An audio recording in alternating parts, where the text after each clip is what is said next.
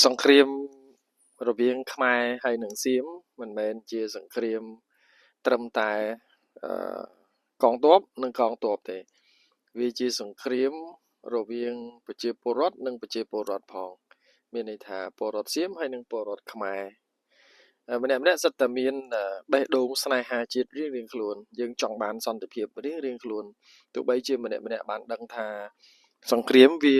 នាំឲ្យវិនិច្ឆ័យហិនហោចទាំងអស់ទាំងប្រព័ន្ធអប់រំហេដ្ឋារចនាសម្ព័ន្ធទុនធានមនុស្សអារម្មណ៍ស្មារតីដែលចង់រស់នៅបែបសន្តិភាព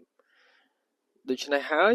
ប្រជាពលរដ្ឋនឹងក៏ចេញធ្វើសង្គ្រាមដែរគឺសង្គ្រាមនៅលើបណ្ដាញទំនាក់ទំនងសង្គមមានដូចជា Facebook TikTok YouTube អីផ្សេងៗជាដើមហើយបើសិនណាជាយើងតាមមិនទាន់ទេយើងនឹងខ្លាយទៅជាជនរងគ្រោះដោយសារសង្គ្រាមមួយប្រភេទហ្នឹងពីព្រោះសង្គ្រាមហ្នឹងអត់ចាំបាច់ទៅសមរភូមិទេនៅបើកតែទូរស័ព្ទហ្នឹងធ្វើឲ្យបេះដូងយើងលោតឡើងជាតិស្ករខ្លាញ់ឡើងអាស៊ីតឡើងខ្វល់ខ្វាយស្ទះបេះដូង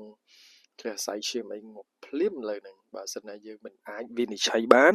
ថាតើព័ត៌មានហ្នឹងជាព័ត៌មានពីខាងណាសង្គ្រាមហ្នឹងចេញមកពីខាងណាជួនកាលមើលទៅដូចជាសេភាសាខ្មែរ